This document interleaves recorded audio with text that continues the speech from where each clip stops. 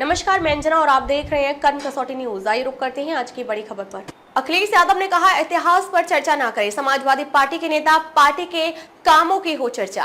आजमगढ़ एक वैवाहिक कार्यक्रम में शिरकत करने आजमगढ़ पहुंचे समाजवादी पार्टी के राष्ट्रीय अध्यक्ष अखिलेश यादव ने सपा सांसद रामजीलाल सुमन और राष्ट्रीय महासचिव इंद्रजीत सरोज के बयान पर प्रतिक्रिया देते हुए कहा है कि ऐतिहासिक विषयों पर बात नहीं करनी चाहिए। उन्होंने कहा कि रामजीलाल सुमन का बयान उन्होंने नहीं सुना है, सिर्फ इतना कहना चाहते हैं कि ऐतिहासिक विषयों पर कुछ ना बोला जाए, क्योंकि इतिहास में ना जाने कैसी कैसी बातें लिखी रहती है।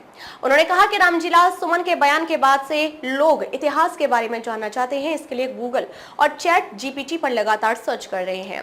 कहा कि अगर इतिहास समय पर अच्छा रास्ता ना दिखा सके, पॉजिटिव ना बता सके, सकारात्मक ना बना सके तो इतिहास को इतिहास ही रहने दे, उस पर बात नहीं करनी चाहिए। उन्होंने कहा कि समाजवादियों को इतिहास पर चर्चा नहीं करनी चाहिए, बल्कि समाजवादी पार्टी ने पॉजिटिव काम किया है उस पर चर्चा होनी चाहिए। नौकरी, आरक्षण, बेरोजगारी पर चर्चा करनी चाहिए। अखिलेश ने कहा कि आगरा में करनी सेना के विरोध प्रदर्शन को लेकर सरकार पर हमला बोला। उन्होंने कहा, अगर उनके यानी भाजपा 400 सांसद जीत गए होते तो मैं दावे के साथ कह सकता हूं कि जो राइफल और तलवारें लहराई गई वो सड़कों पर दिखाई देता। कोई सड़क गली सूनी ना बचती जहां पर बवाल ना हुआ होता।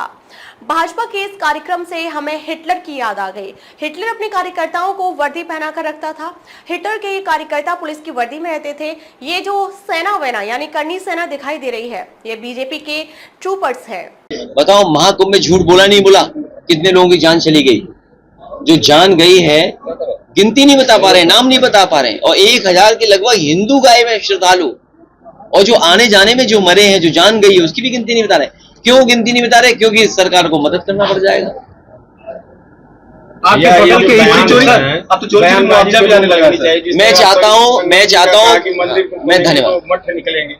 मैं ये चाहता हूं सबसे पहले भारतीय जनता पार्टी और मैं अपनी पार्टी के सभी नेता कार्यकर्ताओं से कहूंगा कि इस तरह की बात न करें, क्योंकि इतिहास सब पढ़ने लगे।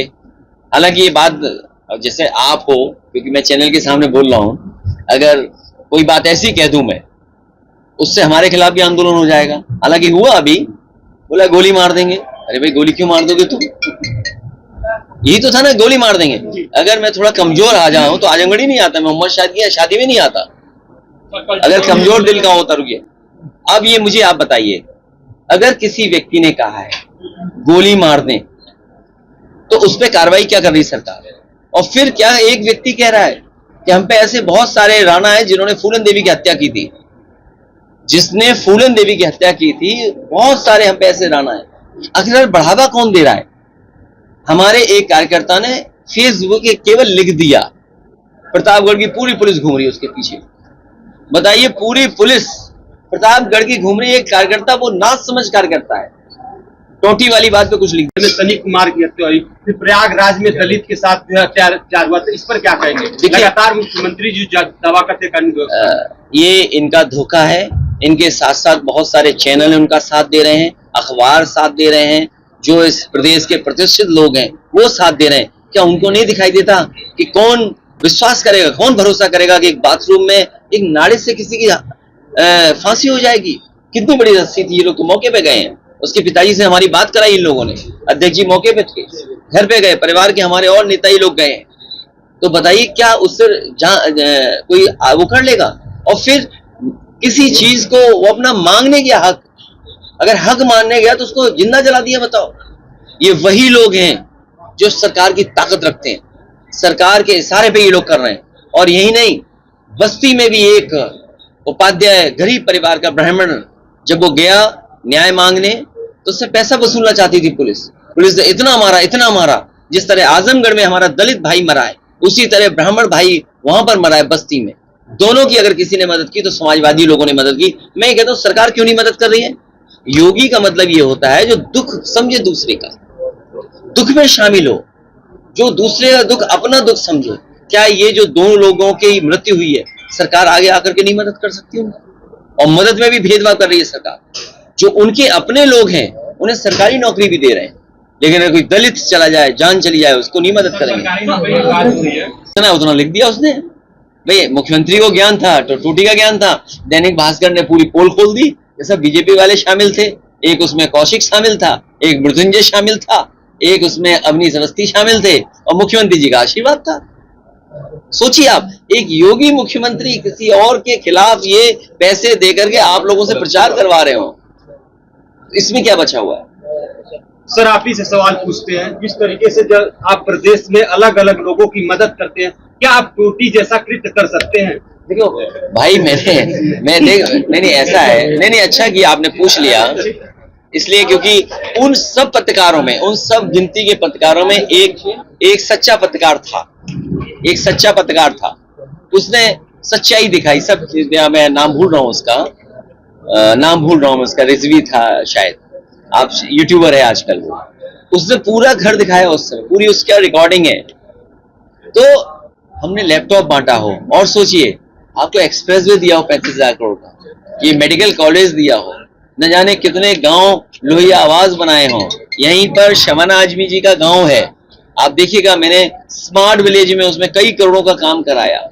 ये जो काले पोट्री है, उस गांव में हम लोगों ने बहुत सा काम किया, उनके जो ऑडिटोरियम वो दिए। तो ये बीजेपी का एजेंडा है, बीजेपी के पास पैसा है, बीजेपी के पास संपन्न लोग हैं, बीजेपी के पास सब अखबार हैं, टीवी हैं, चैनल हैं।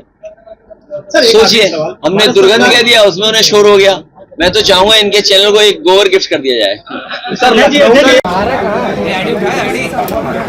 नहीं, मैंने उनका स्टेटमेंट नहीं सुना है, रामजय सुमन जी का भी स्टेटमेंट मैंने नहीं सुना है, लेकिन मैं पार्टी में कहूँगा कि कोई भी सवाल इतिहास से जुड़ा नहीं कर जाए, क्योंकि कई बार इतिहास में न जाने कैसी कैसी बातें हैं। अभी सुनने में आ रहा है कि इतिहास के पन्ने लोग पलट रहे हैं। जब से रामजय सुमन जी ने कहा, आप देखिए गूगल पे, आप देखिए चैट जीपीटी पे, लोग जानना चाहते हैं इतिहास क्या है, तो इतिहास जानने लगे लोग।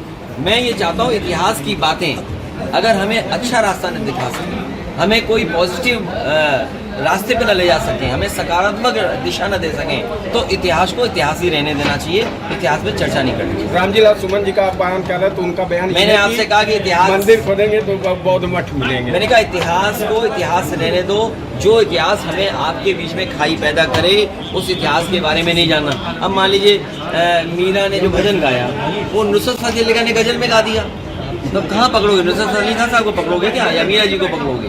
तो इतिहास को रहने दो।